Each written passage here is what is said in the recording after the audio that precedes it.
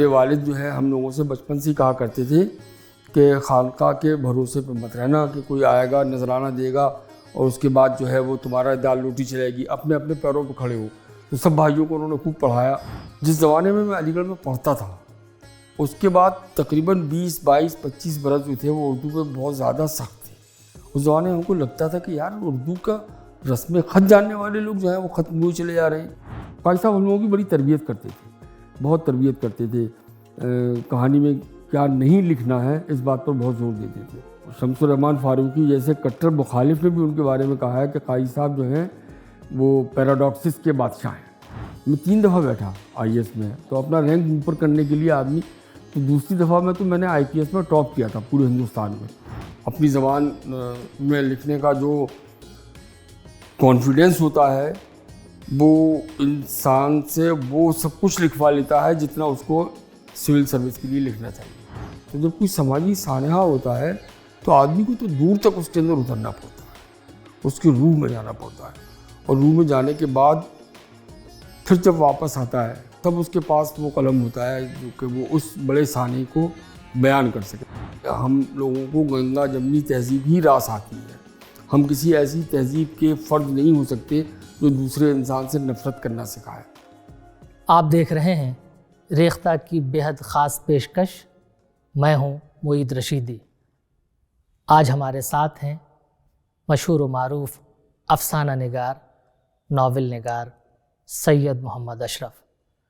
سید محمد اشرف صاحب، ریختہ کی اس بے حد خاص پیشکش ریختہ سیریز میں ہم آپ کا خیر مقدم کرتے ہیں۔ بہت شکریہ آپ کا۔ ہم جانتے ہیں معاصر فکشن جو ہمارا ہے وہ چند ادیبوں سے، جو صف اول کے ادیب ہم جنہیں کہتے ہیں، ان سے عبارت ہے۔ ہمارا یہ فکشن ان سے پہچانا جاتا ہے۔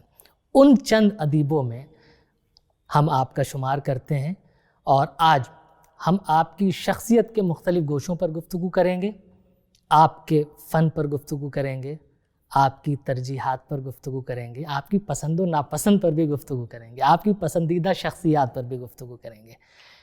یہ سلسلہ کہاں سے شروع ہو یہ تو طے کرنا بہت مشکل ہے، لیکن جیسا عام طور پر ہوتا ہے ہم یہ چاہتے ہیں کہ یہ گفتگو یا تو سیتاپور سے آپ شروع کریں یا مارہرہ شریف سے شروع کریں۔ وہ غالب کا مشہور شعر ہے نا کہ کھلتا کسی پہ کیوں میرے دل کا معاملہ، شعروں کے انتخاب نے رسوا کیا مجھے۔ تو مجھے لگتا ہے آج اس رسوائی کا سامنا کرنا پڑے گا، کیونکہ آپ نے جو ہے وہ دائرہ اتنا بڑا دیا۔ لیکن دیکھیے میں سیتاپور میں پیدا ہوا، میرا ننیہال سیتاپور، اور سیتاپور میں میرا وطن مولود ہے، اور لیکن ماہرہ شریف جو ہے وہ میرا وطن مالوف ہے۔ تو میری زیادہ تر یادیں جو ہیں وہ ماہرے سے متعلق ہیں۔ ماہرے میں نے مکتب میں پڑھا، اور اپنے گھر سے ملحق مکتب تھا، وہاں پہ ہم لوگوں کو حساب، قرآن شریف، ناظرہ، حافظہ وغیرہ سکھایا جاتا تھا۔ پھر اس کے بعد جو ایک سرکاری اسکول ہوتے ہیں بیسک پاٹھشالہ ٹائپ کے، اس میں ہمارا داخلہ کرا دیا گیا، اور 5ویں تک وہاں پڑھائی کی۔ اس کے بعد کالج میں داخلہ ہو گیا، جو وہاں پہ کالج کہلاتا ہے، حالانکہ وہ اور بڑے شہروں میں اسکول کہلاتی ہیں، لیکن اس کا نام تھا منا لال گلزاری لال ہندو مسلم انٹر کالج۔ بڑا طویل نام اور بڑی طویل یادیں بھی وہاں سے وابستہ ہیں۔ تو وہاں سے 10واں کیا، 10ویں کے بعد علی گڑھ آ گئے۔ علی گڑھ میں پری یونیورسٹی کیا، PMC کیا، BSc کیا۔ علی گڑھ کی یادوں پر ہم ذرا تفصیل سے گفتگو کریں گے۔ آپ کے خاندان میں ظاہر ہے ادبی ماحول رہا ہوگا، آپ کے دادا حضرت آوارہ۔ میں یہ چاہتا ہوں پہلے یہ والا حصہ ہم اس پر گفتگو کر لیں۔ ہمارے دادا بڑے دلچسپ انسان تھے، اور ہم لوگ اکثر ان کے ساتھ بیٹھ کر ریڈیو کی ان کی ٹاک یا ریڈیو پر ان کا انشائیہ یا ڈرامے میں اگر انہوں نے کچھ بولا وہ سنا کرتے تھے۔ چھوٹے تھے لیکن ہمیں یہ لگتا تھا کہ ہمارے دادا جو ہیں وہ کوئی بہت اہم انسان ہے، تبھی تو دلی والے ریڈیو سے ان کی باتیں ہم لوگ سن رہے ہیں۔ اور وہ ہم کو باتوں ہی باتوں میں یہ بھی سکھاتے تھے کہ زبان کے ساتھ کیا سلوک کرنا چاہیے۔ مثال کے طور پر انہوں نے پوچھا، بیٹا ہماری پان کی ڈبیا نہیں مل رہی۔ ہم نے کہا ہمیں پتہ نہیں۔ کہ لے پتہ نہیں، پتہ کیا میں کسی پوسٹ آفس کی بات کر رہا ہوں؟ ارے یہ کہو کہ معلوم نہیں۔ تو یہ باریکیاں جو تھے وہ اس قسم کی باتوں سے ہم کو اندازہ ہوتا تھا کہ کیسے بولنا چاہیے اور کیسے لفظوں کا استعمال کیسے کرنا چاہیے۔ ان کے ساتھ میرا شکار کا بھی رشتہ تھا. اس زمانے میں شکار کھلا ہوا تھا, کوئی پابندی نہیں تھی, تو وہ اکثر ہمیں شکار میں بھی لے جاتے تھے, اور شکار میں لے جاتے تھے, مختلف پیڑوں سے درختوں سے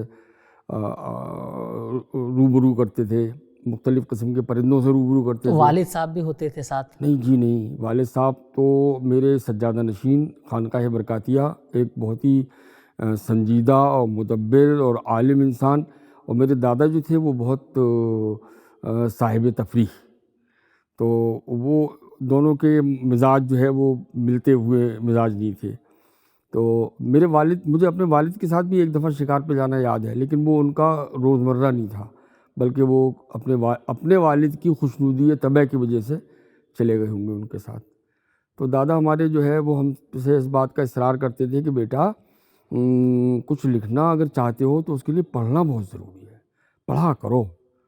اور گھر میں پڑھنے کے لیے بہت سامان تھا. پوری ہمارے خانقاہ برکاتیہ کا کتب خانہ بہت مشہور کتب خانہ ہے خانقاہوں میں, تو اس میں ادب کی کتابیں بھی تھیں, طلسم و شروع کے بہت کئی والیومز تھے, اور اس کے علاوہ باقی کی کتابیں بھی ہمارے یہاں آیا کرتی تھیں. جیسے ایک طلسمی دنیا ہوتی تھی, ایک جاسوسی دنیا ہوتی تھی, اور شبستہ, اور کون کون سے رسالے, کھلونا, نور, تو یہ سب پڑھا کرتے تھے. اچھا لگتا تھا پڑھتے ہوئے, بڑا مزہ آتا تھا. اچھا, یہ خانقاہ برکاتیہ جو ہے وہاں سے احمد رضا خان بریلوی رحمۃ اللہ علیہ کا بھی ایک تعلق رہا ہے, وہ کیا تعلق تھا؟ ارے ان کا بہت خاص تعلق تھا, وہ مرید تھے وہاں کے. اچھا. خانقاہ برکاتیہ کے نہ صرف یہ کہ مرید تھے, بلکہ وہ وہاں کے بہت ہی اہم خلفاء میں سے بھی تھے. اور وہاں کے جو بہت بڑے بزرگ تھے, حضرت نوری میاں جو ایک بہت بڑے شاعر بھی تھے اپنے زمانے کے, خانقاہی میدان میں جو شاعری ہوتی تھی, ان کے شاگرد بھی تھے علم جفر میں. تو ان کا بہت گہرا تعلق رہا ہے. وہ اپنے آپ کو لکھتے تھے محمد احمد رضا خان برکاتی, اچھا, یعنی خانقاہ برکات سے متعلق یہ نسبت. جی جی جی. جیسے ہم لوگ جہاں بیٹھے یہ البرکات ہے, تو یہ بھی اسی نسبت سے ہے. ہمارے جو جد امجد تھے سید شاہ برکت اللہ پیمی, یعنی ہندی میں ان کا تخلص تھا پیمی, ہندی کے شاعر تھے وہ, اور شاہجہاں کے زمانے کے تھے. اورنگزیب کے زمانے میں ان کا دیوان مرتب ہوا پیم پرکاش, یعنی محبت کی روشنی. جی. پیمی ناؤ بچار کر دھریو پیم پرکاش, اورنگزیب کے کال میں ہوئی گرنتھ کی آس. یہ ان کا مجھے ایک دوہا اس وقت یاد آیا. تو اشرف صاحب, وہ مارحرہ کی زندگی آپ کی, وہاں کی اسکولنگ, اس کے بعد علی گڑھ, ظاہر ہے مارحرہ ایک طرف, علی گڑھ ایک طرف, یہ ظاہر ایسا لگتا ہے کہ دو ذرا مختلف ماحول, وہاں ذرا مذہبی قسم کا ماحول, اور علی گڑھ ظاہر ہے ملٹی ڈائمینشنل جسے ہم کہہ سکتے ہیں. تو جب یہاں آئے, کیا آپ کو فضا یہاں کی کیسے تبدیل, کوئی فضا میں تبدیلی دکھی یا پھر کیا نہیں, تھا؟ فضا میں تبدیلی تو بہت تھی, لیکن ایک بات میں یہاں پہ واضح کرنا چاہتا ہوں کہ ماہرڑے میں بھی وہ جو آپ ایک خاص تکشف والا معاملہ سمجھ رہے ہیں ویسا نہیں تھا, بلکہ وہاں کی زندگی بھی جو ہے وہ ایک انسانی قدروں کے ساتھ ساتھ انسان کے جذبوں سے بھی متعلق تھی. یعنی وہاں مشاعرے بھی ہوتے تھے, وہاں پر ادبی محفلیں بھی ہوتی تھیں, لوگ بیٹھ کے ایک دوسرے کے قصے بھی سنا کرتے تھے, رات بھر جو ہے قصہ گوئی کی محفلیں ہوتی تھیں. یہ میرے بچپن کی بات ہے, اور کم سے کم مجھے میرے والد نے کبھی کسی کھیل کود سے روکا نہیں, ورنہ عام طور پہ مذہبی گھرانوں میں کھیل کود پر بڑی ممانعت ہوتی ہے. ہمارے یہاں جو عالم لوگ فاضل لوگ پاس ہو کے آتے ہیں اپنی اپنی جامعہ سے, ان لوگوں نے بیچاروں نے نہ کبھی کرکٹ کھیلی ہوتی ہے, نہ ہاکی کھیلی ہوتی ہے, نہ والی بال کھیلی ہوتی ہے. تو وہاں پر ہمیں کھیلنے کی بھی پوری آزادی تھی, پڑھنے کی بھی آزادی تھی. لیکن جب علی گڑھ آئے تو ایسا لگا جیسے انسان جو ہے وہ ایک محلے سے نکل کر اور ایک بڑے شہر میں داخل ہو جاتا ہے. علی گڑھ حالانکہ اتنا بڑا شہر نہیں ہے, لیکن یونیورسٹی کا جو پورا علاقہ ہے وہ کسی بھی بڑے شہر کو مات کرتا ہے. بڑے بڑے دیوزاد درخت, اونچی اونچی عمارتیں, اور کلاسیکل انداز کی ان کی ان کا طرز تعمیر, چوڑی چوڑی سڑکیں, اور شریف پوش خوش پوش انسان, خاموشی سے سائیکل پہ جاتے ہوئے پروفیسران. یہ میں اپنے زمانے کی بات کر رہا ہوں, اور میں اپنے زمانے کی بات کر رہا ہوں تو میں کوئی بہت بوڑھا آدمی تھوڑی ہوں, بہت بہت بہت پرانی بات نہیں ہے یہ. تو 1972 میں یہاں آیا تھا میں. تو علی گڑھ اس زمانے کا خاموش سا تھا تھوڑا سا. ابھی تو اتنی گاڑیاں, موٹر سائیکلیں, اور جانے کیا کیا ہو گیا ہے. اس زمانے میں میرے خیال میں پوری یونیورسٹی میں 5 یا 6 کاریں تھیں بس, اور موٹر سائیکل پہ تو کسی طالب علم کا چلنا جو ہے وہ ایک شام کی گفتگو کا موضوع ہوتا تھا کہ آج فلاں شخص کو ہم نے اسکوٹر پہ دیکھا. تو علی گڑھ آئے تو پھر یہاں پر ایک ماحول بھی تھا, تعلیم کا ماحول تو تھا ہی, کھیل کا ماحول تو تھا ہی, اس کے علاوہ جو ثقافتی سرگرمیاں ہوتی تھیں یہ ماہرینے میں کم مل پاتا تھا, کیونکہ وہاں پہ اس پیمانے پہ نہیں ہوتی تھی. سالانہ پروگرام میں ہو گئی تو ہو گئی, لیکن یہاں تو روزمرہ تھا. یہ بیت بازی ہو رہی ہے, تقریری مقابلے ہو رہے, غزل گوئی کے مقابلے ہو رہے, افسانہ نگاری کی محفلیں سجائی جا رہی ہیں. اور اس زمانے میں آپ یقین کیجئے محیط صاحب کے وائس چانسلر اور پرو وائس چانسلر کہانیاں سننے کے لیے آیا کرتے تھے. خسرو صاحب اور شفیع صاحب جو تھے وہ ہم لوگوں کی کہانیاں سننے کے لیے آیا کرتے تھے. مشکل سے 25, 30, 35 لوگوں کی گیدرنگ ہوتی تھی, لیکن اس میں ایک وائس چانسلر اور ایک پرو وائس چانسلر بھی ہوتا یہ آرگنائز کون کرتا تھا؟ Literary club, university literary club. میں اتفاق سے اس کا سیکریٹری بھی تھا, لیکن میں سیکریٹری جس زمانے میں نہیں بھی تھا تب بھی خسرو صاحب اور شفیع صاحب جو ہے ہمارے پروگرام میں آیا کرتے تھے.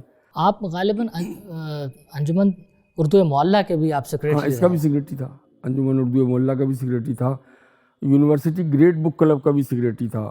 بڑی بڑی کتابوں پہ جہاں مذاکرے ہوا کرتے تھے, مجھے اچھی طرح یاد ہے کہ وہاں پر ایک دفعہ خورشید الاسلام صاحب نے اپنا مضمون پڑھا تھا امراء اوجار ادا پہ, اور بہت مارکے کا مضمون بھی ہے وہ, اور بہت مارکہ آرا انداز میں انہوں نے پڑھا بھی تھا خورشید الاسلام صاحب نے.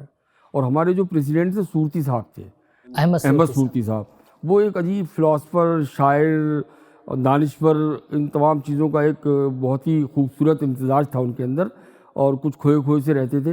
تو ان کے ساتھ بھی ہم لوگوں کا بہت وقت گزرا, اور ان کا عجیب و غریب عالم تھا. ایک دفعہ میں نے کمرے سے جھانکا تو دیکھا کہ وہ کسی ایک کتاب کو دیکھ رہے ہیں, اور کبھی کہہ رہے ہیں ٹھیک ہے, اچھا نہیں صاحب یہ میں نہیں مانوں گا. تو ایسے کرتے کرتے وہ اپنے کمنٹ بھی بولتے جا رہے ہیں. تو میں نے جھانک کے دیکھا, میں نے کہا السلام علیکم. کہہ رہے ہیں جی آپ کیسے آئے؟ میں نے کہا ایسے ہی ڈاکٹر صاحب کیا پڑھ رہے ہیں؟ کہہ لیں قرآن عظیم پڑھ رہا ہوں. تو بتائیے, یہ ان کا ایک عجیب و غریب معاملہ تھا, اور بڑے شریف انسان تھے. اب وہ کتابوں کو پڑھنے کے سلسلے میں ان کی ترجیحات الگ تھیں.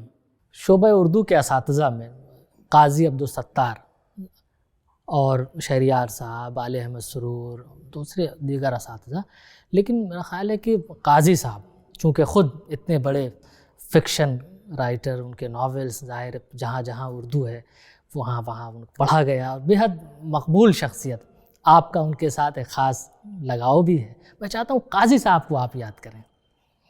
قاضی صاحب تو شاید ہی کوئی دن جاتا ہو کہ یاد نہ آتے ہوں, اور ہم نے بہت ہی لڑکپن میں ان سے ملاقات کا شرف حاصل کیا تھا.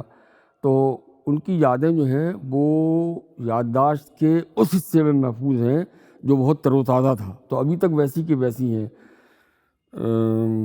ایک بہت ہی عمدہ شیروانی پہنے, آپ نے خود بھی دیکھا قاضی صاحب کو, چوڑی دار پیجامہ, کلف لگا ہوا, بہت ہی عمدہ قسم کے جوتے. قاضی صاحب کے جیسے جوتے پوری یونیورسٹی میں کوئی نہیں پہنتا تھا. اور کبھی کبھی ہاتھ کی بنائی ہوئی سگریٹ ان کے, اور ایک عجیب و غریب وارفتگی کے عالم میں جو ہے وہ چلتے ہوئے, اور کبھی رکشے پہ بیٹھے ہوئے, کبھی پیدل چلتے ہوئے اسٹاف کلب میں, اور کبھی محفلوں میں گرجتے ہوئے. تو وہ جب تقریر کرنے آتے تھے لوگ کہتے تھے کہ کس شعر کی آمد ہے کہ رن کانپ رہا ہے, اور رن ایک طرف چرخے کون کانپ رہا ہے. قاضی صاحب تو جب گفتگو کرتے تھے, اور خاص طور سے اسٹیج پر, تو ایک عالم ہوتا تھا. اور پھر ان کا جو ادبی قد تھا وہ بہت دراز تھا. جس زمانے میں 1975 یا 76 میں فخر الدین علی احمد صاحب آئے تھے, تو انہوں نے خاص طور سے کہا تھا کہ قاضی صاحب سے بھی میں ملوں گا. وہ بحیثیت پریسیڈنٹ کے آئے تھے. تو وائس چانسلر لاج میں باقاعدہ ایک خیمہ لگا, اس میں قاضی صاحب اپنے شاگردوں کو سب کو لے کے گئے, فخر الدین علی احمد سے ملے. وہ کانوکیشن میں آئے ہوئے تھے. تو پریسیڈنٹ نے ان سے کہا کہ قاضی صاحب میں چاہتا ہوں کہ آپ یا تو گاؤں پہ کوئی کہانی ناول لکھیں یا غالب پہ کوئی کہانی ناول لکھیں. تو قاضی صاحب نے پھر غالب پہ ناول بھی لکھا. اور قاضی صاحب ہم لوگوں کی بڑی تربیت کرتے تھے, بہت تربیت کرتے تھے. کہانی میں کیا نہیں لکھنا ہے اس بات پر بہت زور دیتے تھے.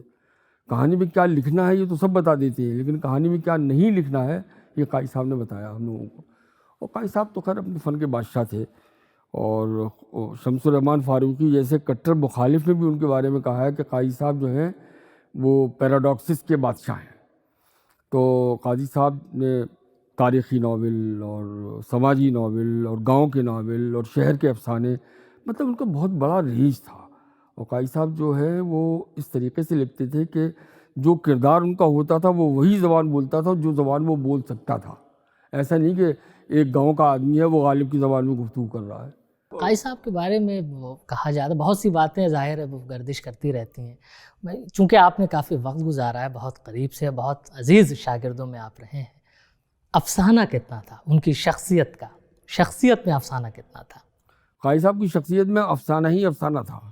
مطلب قائی صاحب جو تھے وہ اصل میں قاضی صاحب کا ایمان اس بات پر تھا کہ جب محفل کوئی جمی ہوئی ہو اور جب لوگ بیٹھے ہوئے ہوں تو گفتگو ایسی ہونی چاہیے جس سے آدمی بصیرت بھی حاصل کرتا رہے اور لطف بھی حاصل کرتا رہے. تو قاضی صاحب کبھی کبھی اس میں تھوڑا سا حاشیے کے طور پر مبالغہ بھی استعمال کر لیتے تھے. جیسے مثال کے طور پہ ان کے آپ فرض کیجئے کہ 8 سپاہی تھے تو وہ ان کو کبھی 20 سپاہی بتا دیتے تھے. آپ میرے خیال میں یہی سب معلوم کرنا چاہتے ہیں. جی تو جی قاضی جی. صاحب کے، لیکن یہ تو قاضی صاحب کی مجلسی گفتگو کی بات ہوئی. لیکن قاضی صاحب جب لکھتے تھے تو پھر قاضی صاحب کا قلم جو تھا وہ وہی لکھتا تھا جو قاضی صاحب کا دل کہتا تھا. اور قاضی صاحب کا دل جو تھا بڑا صادق دل تھا. اپنے ماحول، اپنے زمانے کے ادب کے بارے میں قاضی صاحب نے بہت گھول کے پیا تھا. اور قاضی صاحب جو تاریخی ناول لکھتے تھے تو ایسا نہیں کہ اٹھا اور لکھنا شروع کر دیا.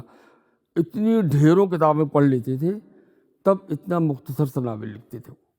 ایک اور نام آپ کو یاد دلاتا ہوں، نادر علی خان. نادر علی خان صاحب تو خیر اللہ تعالیٰ ان کو سلامت رکھے. آج کل ان کی طبیعت ناساز ہے. ہم لوگوں کے بہت ہی محترم استاد، اور ہم تینوں بھائیوں کو بہت چاہتے تھے.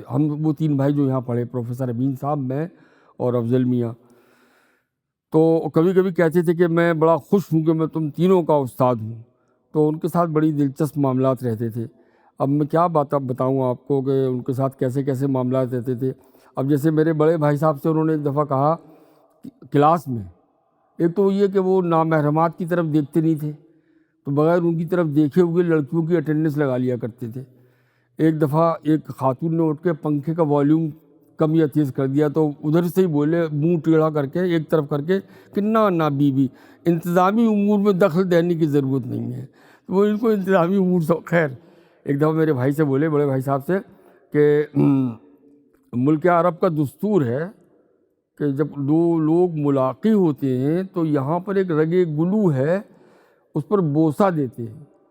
تو امین بھائی نے کہا کہ حضرت اگر وہ ملنے والی کوئی خاتون ہوئی تو؟ کہ استغفر اللہ، آپ کا ذہن جو ہے وہ غلاظت و نجاست و کثافت کا منبع ہے. تو بڑے دلچسپ گفتگو ہوا کرتی تھی. مجھ سے کہتے تھے، ایک دفعہ گرامر پڑھائی انہوں نے مجھے 1 سال، تو اس کا سیشنل لیا انہوں نے. تو وہ گرامر کی میں نے کوئی کتاب پڑھی، وہ رٹا کے چلا گیا. تو میں نے جو لکھا تو مجھے پورے میں پورے نمبر ملے، 25 میں 25. تو میرے نمبر انہوں نے اناؤنس نہیں کیے، سب سے آخر میں اناؤنس کیے. اور اناؤنس کرنے سے پہلے کہا، میں اس سید زادے سے بہت خفا ہوں کہ میدان حشر میں یہ کیا جواب دے گا اپنے نانا جان کو. تو میں گھبرا گیا. میں نے کہا معلوم نہیں نقل کرتے پکڑ لیا مجھے، یہ کیا کیا. میں نے کہا سر کیا مجھ سے کچھ غلطی ہوئی؟ کہ غلطی سب سے بڑی یہ ہوئی کہ تو نے قرآن عظیم کیوں نہ حفظ کیا، کہ تو نے جو کتاب پڑھی وہ پوری رٹ کے لے آیا اور سارے ثواب صحیح دے دیے جواب، اور 25 میں 25 نمبر مجھے دینا پڑے، لے اپنی کاپی. اس طریقے سے گفتگو کرتے تھے اور بہت محنت سے پڑھاتے تھے، بہت محنت سے پڑھاتے تھے. شمشاد مارکیٹ کتنا یاد آتا ہے؟ شمشاد مارکیٹ جتنا یاد آتا ہے اس سے زیادہ وہ لوگ یاد آتی ہیں جن کے ساتھ شمشاد مارکیٹ میں بیٹھا کرتے تھے. شمشاد مارکیٹ یونیورسٹی کا وہ بازار ہے جہاں پر ریسٹوراں ہیں اور وہاں پہ بیٹھ کے لوگ چائے پیا کرتے تھے. تو اس زمانے میں شارق ادیب، جاوید حبیب، فرحت احساس، پیغام آفاقی، مہتاب حیدر نقوی، آشفتہ چنگیزی، محی الدین اظہر، کبھی کبھی عبدالرحیم قدوائی، مساعد قدوائی جو اب جامعہ اردو کے وائس چانسلر ہیں، اور میں کیا کتنے نام گناؤں آپ کو. یہ سب بیٹھا کرتے تھے ہم لوگ اور دیر دیر تک بیٹھا کرتے تھے. ادب بھی موضوع گفتگو ہوتا تھا. اس زمانے کی جو یونیورسٹی کی پالیٹکس ہوتی تھی وہ بھی موضوع گفتگو ہوتی تھی. کبھی کبھی اساتذہ کا بھی ذکر آتا تھا، کبھی طالب علموں کا بھی ذکر آتا تھا. غرض یہ کہ وہ بڑا سنہرا زمانہ تھا. ہر آدمی کو اپنا زمانہ بڑا سنہرا نظر آتا ہے، لیکن ہم کو تو واقعی جب پیچھے مڑ کے نظر کرتے ہیں تو اپنا زمانہ بہت اچھا لگتا ہے. بہت ظاہر ہے اب وہ ماحول تو اب وہ فضا نہیں رہی، ظاہر وہ گفتگو کی، وہ مباحث کی. जज़्बी साहब भी बैठते थे आके, अच्छा, اساتذہ بھی بیٹھتے हाँ हमारे साथ बैठते थे जज़्बी साहब. اور ایک ख़ास بات میں آپ کو بتاؤں کہ ہم لوگ جب دوران گفتگو ان کو خوش کرنے کے لیے ان کا کوئی شعر پڑھتے تھے تو بہت برا مانتے تھے اور روک دیتے تھے کہ نہیں یہ اس کی اجازت، یہ تہذیب کے خلاف ہے کہ آپ میری ہی موجودگی میں میرا ہی شعر پڑھیں. تو اسد بدایونی ہوتے تھے، منظور ہاشمی ہوتے تھے.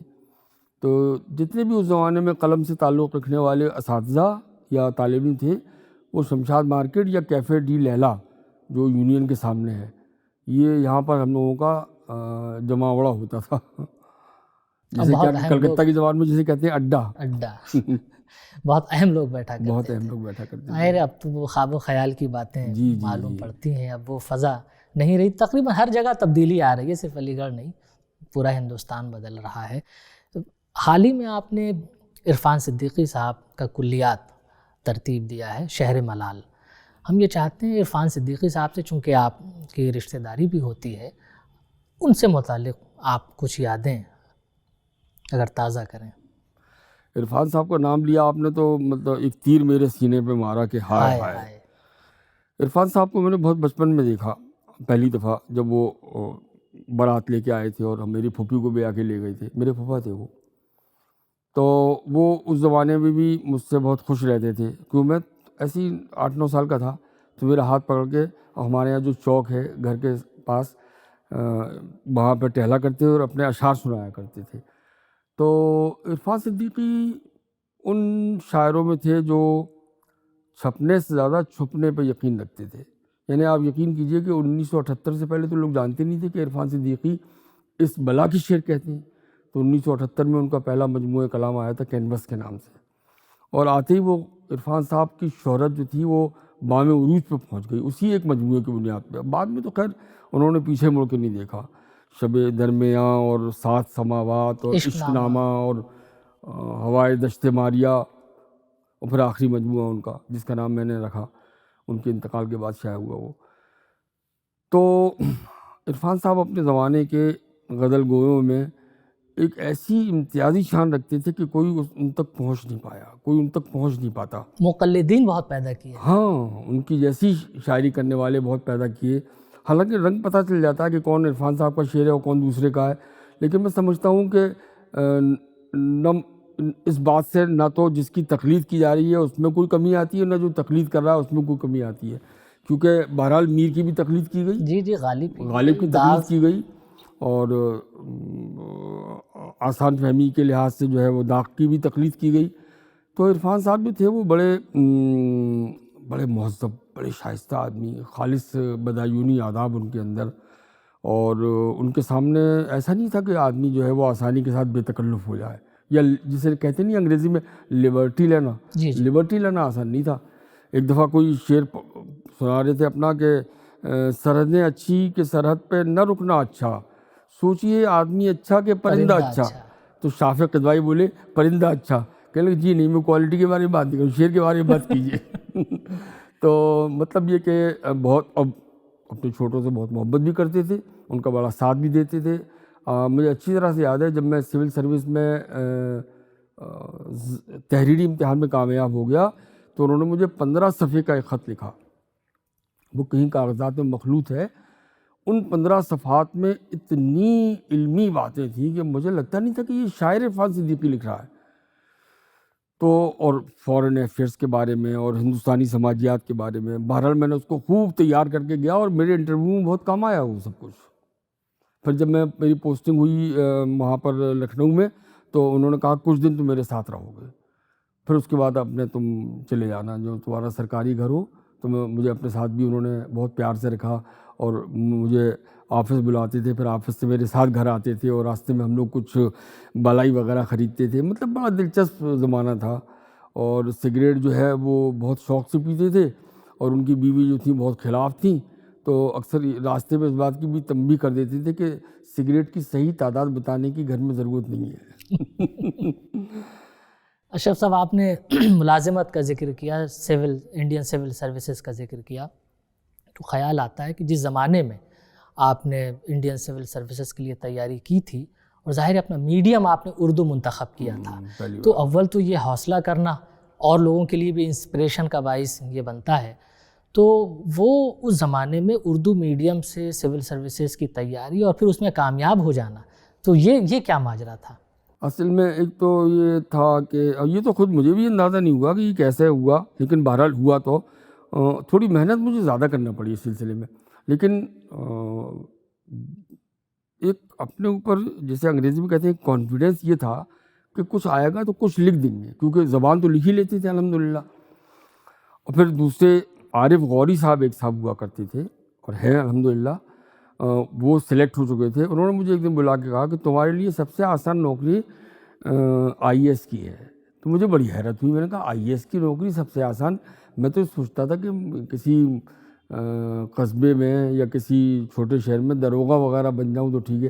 ارے کہہ لے کیا بکواس کرتے ہو, تو آئی اے ایس کا امتحان دو, تمہاری اردو ٹھیک ٹھاک ہے, اچھی ہے, اور تم تھوڑا بہت اخبار وغیرہ ہی پڑھتے ہو. تو میں نے وہاں سے انسپریشن پایا ان کے پاس سے, اور اس کے بعد پھر میں نے تیاری شروع کر دی.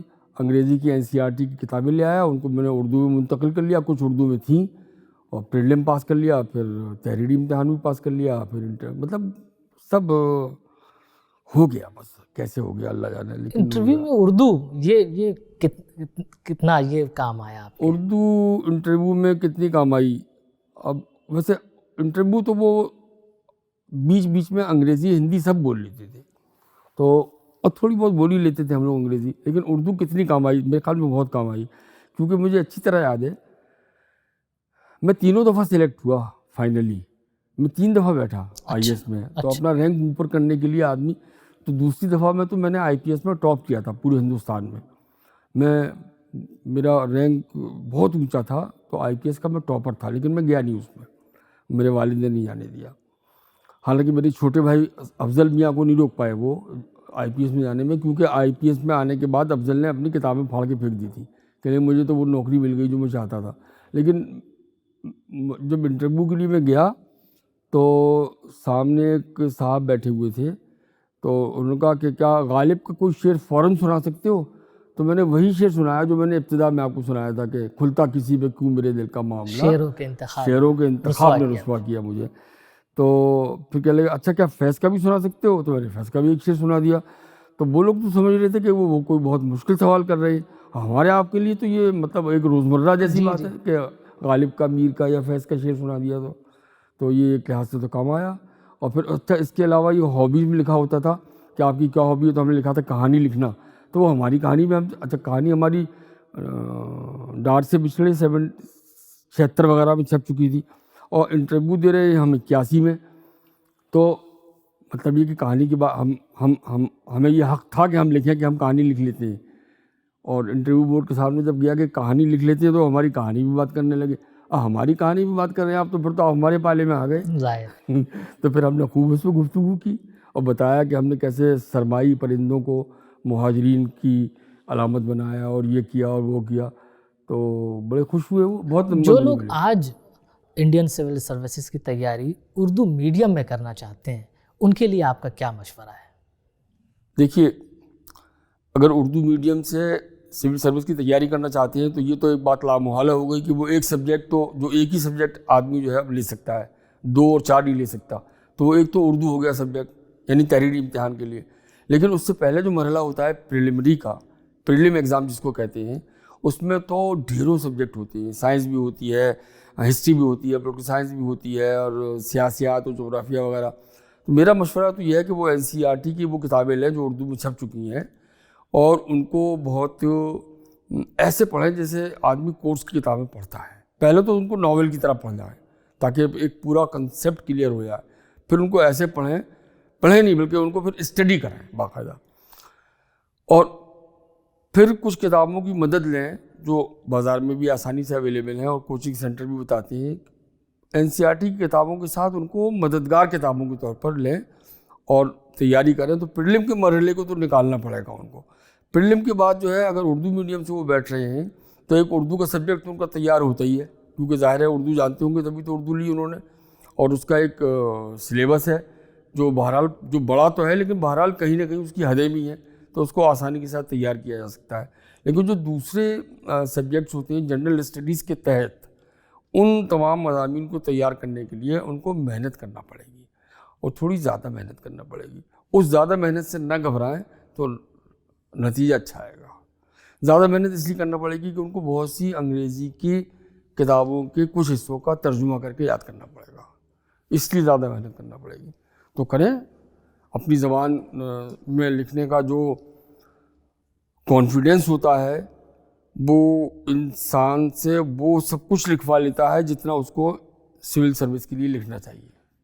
ظاہر ہے دوسری زبان میں لکھتے وقت رشید صاحب وہ مہارت نہیں ہوتی, وہ فلو نہیں ہوتا. جی جی. اور اس کو یہ بھی اندازہ نہیں ہوتا کہ کہاں کتنا نہیں لکھنا ہے.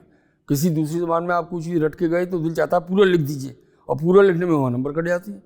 جتنا آپ یاد کر کے گئے وہاں تو اتنا ہی لکھنا ہے جتنا آپ سے پوچھا گیا ہے. جی جی جی.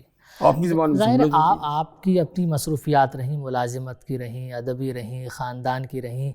آپ 3 بھائی تینوں مصروف رہے اپنے اپنے. ہم 4 بھائی ہیں الحمدللہ. چاروں مصروف رہے اپنے اپنے دائرۂ کار میں. پھر یہ اتنا بڑا ادارہ البرکات ایجوکیشنل سوسائٹی, یہ اس کا قیام کیسے, یہ ایک تحریک بطور تحریک آپ لوگوں نے اسے قائم کر دیا؟ اصل میں خانقاہی خاندان سے تعلق ہے. تو میرے والد جو ہے ہم لوگوں سے بچپن سے ہی کہا کرتے تھے کہ خانقاہ کے بھروسے پہ مت رہنا کہ کوئی آئے گا نذرانہ دے گا اور اس کے بعد جو ہے وہ تمہارا دال روٹی چلے گی. اپنے اپنے پیروں پہ کھڑے ہو. تو سب بھائیوں کو انہوں نے خوب پڑھانے لکھانے کی کوشش کی, اور ہم لوگوں نے پڑھا لکھا بھی. اور ایک بھائی پروفیسر ہو گئے علی گڑھ میں, ایک میں سول سروس میں چلا گیا. چھوٹے بھائی جو ہے وہ بھی سول سروس میں IPS میں چلے گئے. سب سے چھوٹے بھائی کو خوب پڑھایا لکھایا, لیکن وہ گھر پہ ہی رہے گھر کی میراث کو سنبھالنے کے لیے. تو جب میرے والد کا وقت آخر قریب آیا تو ہم لوگوں نے ان سے پوچھا کہ ہم لوگ ایک علمی تعلیمی کام کرنا چاہتے ہیں, کہاں کریں؟ تو انہوں نے کہا کہ علی گڑھ میں کرو, کیونکہ علی گڑھ میں تمہیں بہت سی سہولتیں حاصل ہوں گی. تو دھیرے دھیرے امین بھائی جس گھر میں رہتے تھے وہاں پہ ہم لوگوں نے چھوٹا سا اسکول قائم کیا. پھر دھیرے دھیرے الحمدللہ یہ سب قائم ہو گیا. اور یہ ہم لوگوں کے پوری خانقاہ جو ہے یہ اس کا مشن ہے کہ آدھی روٹی کھائیے, بچوں کو پڑھائیے. تو آپ دیکھیے ہمارے یہاں کے جو پڑھے ہوئے بچے ہیں, ہماری خانقاہ سے متعلق جو ہمارے خانقاہ کے مریدوں کے بچے ہیں, وہ کوئی IAS میں سلیکٹ ہو رہا ہے, کوئی ابھی پچھلے سال لڑکا IAS میں مین IAS میں آیا. آج کل کیرلا میں جو ہے وہ کلکٹر یا ڈپٹی کلکٹر ہوگا. شفیق اس کا نام ہے, کانپور کا بچہ ہے, ہمارے لائق بھائی کا بیٹا. اور جانے کتنے بچے ڈاکٹر ہو گئے اور انجینئر اور CA, اور الحمدللہ اس تحریک کا بڑا فائدہ ہوا. الحمدللہ جگہ جگہ البرکات کے نام سے اسکول بھی کھلے ہوئے ہیں. سورت میں, بڑودہ میں, بمبئی میں تو بہت بڑا اسکول ہے, اور وہاں کی کرکٹ کی ٹیم جو ہے وہ بمبئی میں تمام اسکولوں میں سب سے اول نمبر پہ آتی ہے. تو وہ سارے اسکول یہیں سے کنٹرول ہوتے ہیں؟ سارے اسکول جو ہیں وہ اخلاقی طور سے یہاں سے کنٹرول ہوتے ہیں. میرے بڑے بھائی پروفیسر امین صاحب نے ان لوگوں سے کہا کہ آپ اپنا فائنینس الگ رکھیے, اپنے اسکول کا نظام الگ رکھیے, بس کوئی کمی اگر ایسی ہوگی جو اخلاق کے اعتبار سے ہوگی تو ہم لوگ اپنا نام واپس لے لیں گے. تو وہ لوگ اس نام سے بہت محبت کرتے ہیں, تو وہ پوری کوشش کرتے ہیں کہ ویسی کوئی کمی نہ آئے. آپ کا پہلا جو افسانوں کا کلیکشن جو مجموعہ شائع ہوا, باد صبا کا انتظار, ڈار سے بچھڑے پہلا ہے یا باد صبا کا؟ ڈار سے بچھڑے پہلا. اور پہلے ہی کلیکشن سے وہ ایک طرح سے آپ پورے یہ فکشن کی جو ہماری دنیا ہے اور جتنے سینئر لکھنے والے ہیں وہ سب کی نظر, ناقدین کی نظر, اور ہر رسالے میں وہ پذیرائی, سب کچھ وہ سلسلہ ہے. اور زبیر رضوی ایک نام میں خاص طور پر یاد دلانا چاہتا ہوں آپ سے کہ انہوں نے برابر میری, جب بھی ان سے میرے بڑے مراسم رہے, ہر گفتگو میں اگر ایک نام انہوں نے لیا تو وہ سید محمد اشرف کا, اور اپنے رسالے میں بھی انہوں نے بہت بھرپور جگہ دی. ساہتیہ اکیڈمی ایوارڈ بھی ملا آپ کو بہت کم عمر میں. جو روایت رہی ہے کہ بہت سینئر ہونے کے بعد ایک خاص عمر کو پہنچ کر وہ ایوارڈ دیا جاتا ہے, تو پہلی دفعہ مجھے لگتا ہے کہ اتنی کم عمری میں آپ کو یہ ایوارڈ ملا تھا. زبیر صاحب کو کیسے آپ یاد ہیں؟ زبیر صاحب, میں جب علی گڑھ میں پڑھتا تھا تو ایک دفعہ ایک افسانہ لکھ کے جیب میں ڈالا, دلی پہنچ گئے. دلی میں ان کے آفس میں گئے جو کناٹ پلیس کی کسی علاقے میں, آکاشوانی میں, اور جا کے پارلیمنٹ اسٹریٹ. جی پارلیمنٹ اسٹریٹ. تو داخل ہوئے اور ہم نے کہا زبیر رضوی صاحب کہاں ہیں؟ انہوں نے کہا فلاں کمرے میں بیٹھے. ہم لوگ گئے تو دیکھا بیٹھے ہوئے, میرے ساتھ شارق ادیب صاحب بھی تھے. تو السلام علیکم. وعلیکم السلام. یہ کون ہے, کہاں سے؟ ہم نے کہا علی گڑھ سے. کہا بڑی خوشی کی بات ہے بھائی. تو کیوں کیسے آئے؟ ہم نے کہا وہ کہانی پڑھنا تھی ریڈیو میں. تو بس کافی ان کو حیرت ہوئی. خیر پھر جب معلوم ہوا تو بیچارے ہاتھ پکڑ کے لے گئے اور اسٹوڈیو میں بٹھال کے کہانی بھی سنائی اور ایک چیک بھی دیا، اور بس تبھی سے ان سے مراسم ہو گئے. پھر کچھ انہوں نے کہانی پڑھی ہوں گی تو اس سے محبت کرنے لگے وہ. پھر ان کا رسالہ نکلا تو اس رسالے میں تو بہت تفصیل کے ساتھ چھاپتے تھے وہ، بلکہ جو ایک سروے کرایا اس میں ہماری کہانیوں کا اور ناول کا بہت خاص طور سے اس سروے میں کے رزلٹ کے حساب سے ذکر ہوا.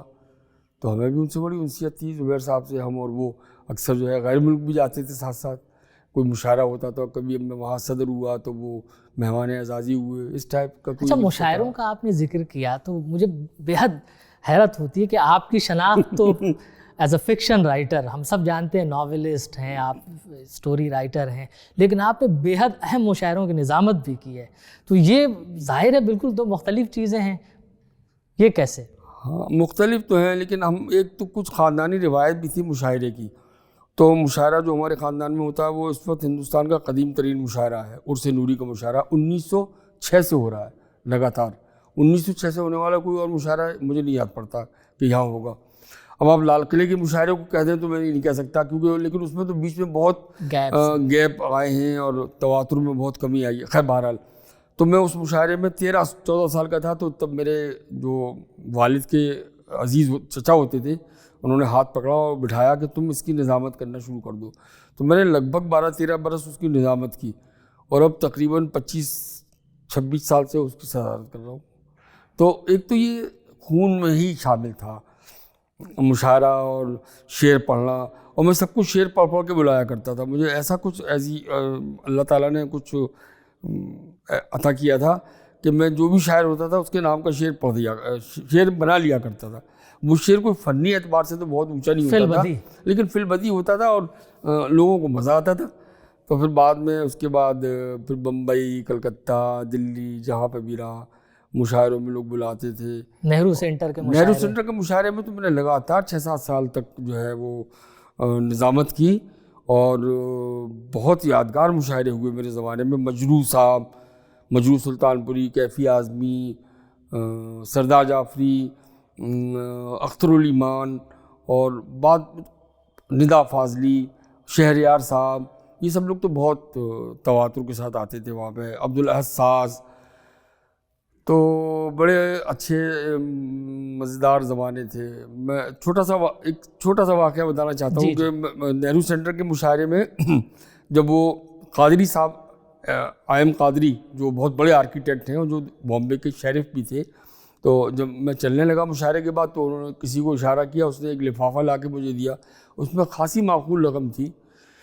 تو میں نے انکار کیا. میں نے کہا قادری صاحب میں تو آپ کا چھوٹا ہوں اور آپ مجھ سے محبت کرتے ہیں اس لیے میں آ گیا، ورنہ میں تو کوئی ایسا کوئی پروفیشنل ناظم مشاعرہ نہیں ہوں. تو وہ بڑے خوش ہوئے. تو خیر انہوں نے کوئی اصرار بھی نہیں کیا کہ تم پیسے لو. اس کے بعد جب ہم لوگ البرکات بنانے کے لیے کھڑے ہوئے تو ہم نے قادری صاحب سے کہا کہ کیا آپ البرکات کو ڈیزائن کر دیں گے؟ کہلے ہاں. تو اتنا بڑا آرکیٹیکٹ جو ٹاٹا کے سارے ہوٹل وہی بناتے ہیں، ٹاٹا کے پورے شہر بساتے ہیں، دبئی میں اور شارجہ میں اور یعنی کہاں کہاں. تو کہنے لگے کہ میں آؤں گا. تو وہ آئے، میں دلی لینے گیا، پھر یہاں آ کے زمین دیکھی، پھر کہنے لگے 2 مہینے کے اندر اس کی ڈیزائن بن پائے گی. ڈیزائن بن گئی، کام شروع ہو گیا. تو جب کام تقریباً اچھا خاصا 10-20% ہو گیا تو میں ان کے پاس پہنچا. میں نے کہا کہ سر وہ پروفیسر امین صاحب نے کہا ہے جو صدر ہیں ہماری سوسائٹی کے کہ آپ ہمیں اپنا بل دے دیے تاکہ ہم آپ کا پیمنٹ کر سکیں.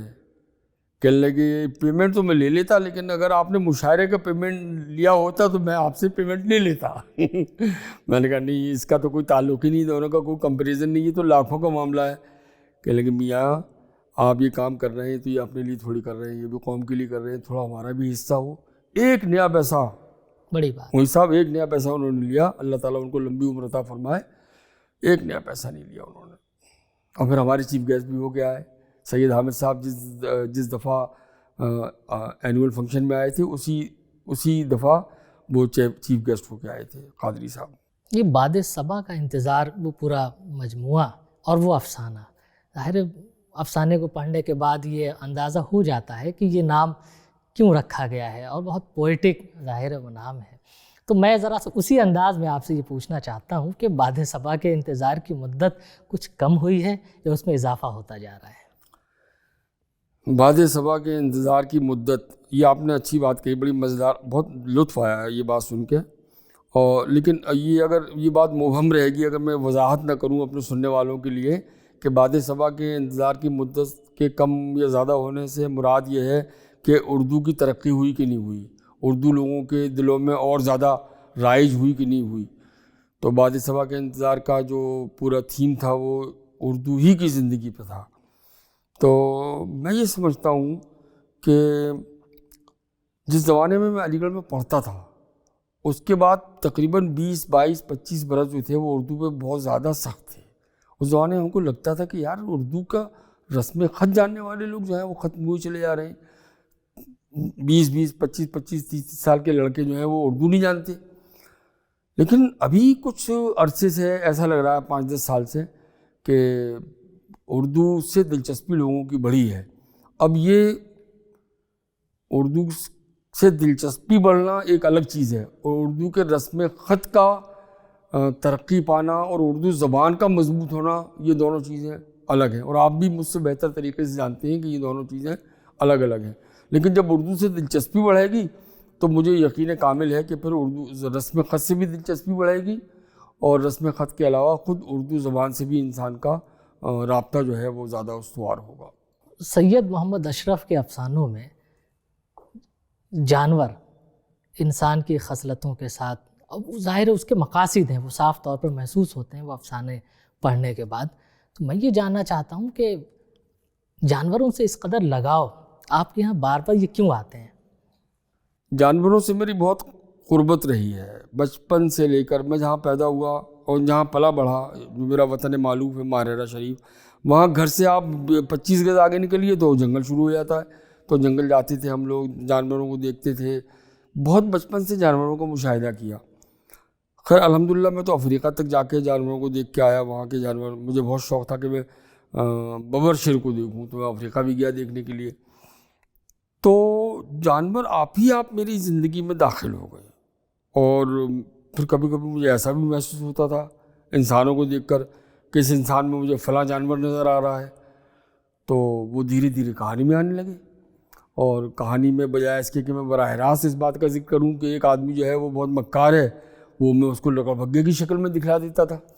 کہانی میں آدمی کا کوئی ذکر نہیں ہوتا تھا، ایک لکڑ بھگا ہوتا تھا، تو لوگ سمجھ جاتے تھے کہ یہ کسی عیار مکار انسان کی کہانی ہے یا کسی منافق کی کہانی ہے.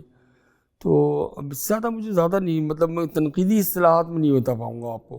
نہیں، میں کوشش کروں تو بتا سکتا ہوں، کیونکہ مجھے یہ بھی بھرم رکھنا آیا کہ میں اردو جانتا ہوں، لیکن میرا کوئی دل نہیں چاہتا کہ میں تنقیدی اصطلاحات میں بتاؤں آپ کو. نہیں، یہ کافی ہے کہ جس لہجے میں آپ گفتگو کر رہے ہیں. میں خیال ایک فکشن رائٹر کو اسی لہجے میں گفتگو کرنی چاہیے. قرۃ حیدر نے آپ کے بارے میں لکھا تھا، کہا تھا کہ اگر نئی دنیا کی پنچ تنتر لکھی گئی تو اس میں سید محمد اشرف کے بعض افسانے ضرور شامل کیے جائیں گے. ظاہر ایک اتنی بڑی ہماری لیجنڈری رائٹر، ان کی زبان سے یہ ظاہر تعریف ہر شخص کو اچھی لگتی ہے، لیکن اس کی بنیادیں موجود ہیں. تو آپ کو کیا لگتا ہے کہ وہ جو اپروچ ہے پنچ تنتر والا، ظاہر ہے آج ہم نے آپ آخری سواریاں بھی ابھی ناول وہ بھی پڑھا ہم نے، وہ اپروچ آج کہاں ایگزسٹ کرتا ہے؟ عینی آپا نے تو جو کچھ لکھا وہ محبت میں لکھا، اور اس لیے لکھا کہ چھوٹوں کی ہمت افزائی کرنی چاہیے، جہاں تک میرا خیال ہے. پنچ تنتر کی کہانیوں سے میری کہانیوں کا، ہماری کہانیوں کا موازنہ یا مقابلہ کرنا جو ہے میرے ساتھ تھوڑی ناانصافی ہوگی. کیونکہ پنچ تنتر کی کہانیوں میں تو جانور بولتے ہیں، باتیں کرتے ہیں، کھانا کھاتے ہیں، ایک دوسرے کی خیریت پوچھتے ہیں. میری کہانی یا ابو الفضل صدیقی یا رفیق حسین، ان کی کہانیوں میں جانوروں کو جیسا استعمال ہوا ہے، ہماری کہانیوں میں ویسا استعمال نہیں ہوتا. ہماری کہانیوں میں جانوروں کا استعمال ان سب سے مختلف انداز سے ہوا ہے.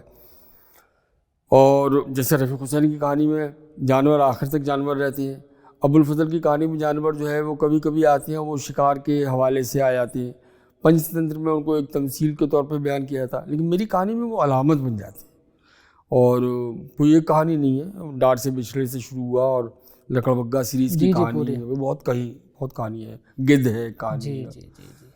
یہ جو نمبردار کا نیلا ہے، یہ نمبردار ہے، وہ جو نیلا ہے، وہ پورا آپ نے جو ناولٹ جو کہی ہے وہ آپ نے لکھا ہے. تو اب آج اسے دیکھتے ہیں تو اس نیلے کی عمر میں 10-12 برس کا اضافہ ہو چکا ہے. ظاہر ہے وہ نیلا خواب میں یا تخلیقی عمل میں کہیں آپ کے سامنے اب بھی کھڑا ہوتا ہے. وہ نیلا ابھی بھی ہے سماج میں، اور مختلف شکلوں میں، مختلف روپوں میں، مختلف زبانوں میں آتا رہتا ہے. وہ جب دہشت گردی کی پرورش ہوتی رہے گی کسی بھی شکل میں، چاہے وہ افغانستان میں ہو، چاہے وہ ہندوستان میں ہو، چاہے وہ پاکستان میں ہو، تب تک وہ نمبردار کا نیلا نظر آتا رہے گا. جب لوگ اپنے اپنے سیاسی مقاصد کے لیے کچھ لوگوں کو تیار کریں گے کہ تم جو ہے اپنی جانوں پہ کھیل کر اور لوگوں کو مارنا شروع کر دو، تب تک جو ہے وہ نمبردار کا نیلا زندہ ہی رہے گا. کیونکہ نمبردار کا جو نیلا ہے وہ اسی بات کی تو علامت ہے کہ جو دہشت گردی کی پرورش کرتے ہیں آخر کار دہشت گردی کا شکار بھی خود شکار ہو جاتے ہیں. جی. آج سے 26-27 برس قبل آپ نے ایک افسانہ لکھا تھا آخری بنواس. جی. بابری مسجد کی شہادت سے متعلق وہ افسانہ ہے. ظاہر ایک عرصہ گزر چکا ہے، اب سیاسی صورتحال، ملک کی صورتحال، سب بہت کچھ تبدیل ہو چکا ہے، سپریم کورٹ کا فیصلہ آ چکا ہے. میں آپ سے کوئی سیاسی سوال نہیں پوچھوں گا، میں ایک فنکار کی حیثیت سے یہ جاننا چاہتا ہوں، اس لیے کہ اور بھی لوگوں نے اس موضوع پر افسانے لکھے ہیں کہ ایک جو فنکار ہوتا ہے وہ ان ہنگامی اور سیاسی موضوعات کو اور اس طرح کے، ظاہر ہے اسے محض سیاسی واقعہ کہنا تو مناسب نہیں ہے، اس لیے کہ ملک کی جمہوریت پر ایک بہت بڑا ایک سانحہ ہے. تو اس میں ایسے واقعات میں ایک فنکار اس کی روح میں اترتا ہے اور پھر ایک اپنی دنیا تخلیق کرنا چاہتا ہے، ایک نیا سماج تخلیق کرنا چاہتا ہے. تو یہ اپروچ آپ آج کے رائٹرز میں کہاں دیکھتے ہیں؟ یہ موجود ہے؟ میرے خیال میں اگر میں یہ عرض کروں کہ آج کے افسانہ نگار میں بھی وہ اپروچ موجود ہے، لیکن اس کا اظہار جو ہے وہ کیا ایک عمدہ فن پارے کی حیثیت سے ہوتا ہے یا ایک خالی اخباری رپورٹ پر لکھے گئے ایک سانحے سے یا واقعے سے ہوتا ہے. اکثر جو سیاسی معاملات ہوتے ہیں ان پر ہمارے افسانہ نگار بہت جلدی کرتے ہیں لکھنے میں، اور کبھی کبھی ایسا لگتا ہے کہ جیسے ایک واقعے کی تلاش میں تھے، وہ واقعہ ہو گیا تو نام بدل کر اس کو بالکل جیسے اخبار کی رپورٹنگ ہوتی ہے ویسے لکھ دیا. جب کوئی، آپ نے جو لفظ استعمال کیا سانحہ، تو جب کوئی سماجی سانحہ ہوتا ہے تو آدمی کو تو دور تک اس کے اندر اترنا پڑتا ہے، اس کی روح میں جانا پڑتا ہے، اور روح میں جانے کے بعد پھر جب واپس آتا ہے تب اس کے پاس وہ قلم ہوتا ہے جو کہ وہ اس بڑے سانحے کو بیان کر سکے. معلوم نہیں میں بیان کر پایا کہ نہیں بیان کر پایا، لیکن جیسے گدڑیا ایک کہانی ہے اشفاق احمد کی، تو وہ فساد سے متاثر ہو کے لکھی گئی تھی. تو اشفاق احمد نے اس کو بہت ہی آرام کے ساتھ اس کہانی کو بیان کیا ہے، کوئی لمبے چوڑے فلسفے اس میں نہیں بیان کیے، بس آخر میں یہ دکھلایا ہے کہ ایک مسلمان آدمی جو ہے وہ اس شریف ہندو آدمی سے، جو اس مسلمان بچے کو کبھی کبھی قرآن شریف بھی پڑھایا کرتا تھا، کبھی کبھی دینی باتیں بھی بتایا کرتا تھا، کیونکہ اس نے ایک تہذیب ایسی دیکھی تھی. تو وہ آخر میں وہ اکیلا رہ گیا تو اس کو جو ہے وہ ایک بدمعاش مسلمان لڑکے نے پکڑ لیا اور اس سے پوچھا بھائی تو قرآن شریف کی باتیں کیا کرتا تھا، وہ کلمہ درود کی، چل کلمہ سنا. تو انہوں نے پوچھا کہ کون سا کلمہ؟ تو کہنے لگا بیوقوف آدمی سمجھتا ہے ہمیں کلمے بھی کوئی 5-7 ہوتے ہیں. تو انہیں بیچارے خود کو نہیں معلوم تھا اسے کلمے کتنے ہوتے ہیں. تو وہ جو یہ روح میں اترنا ہوتا ہے کہانی کی، اور جو اشفاق احمد نے کیا تھا.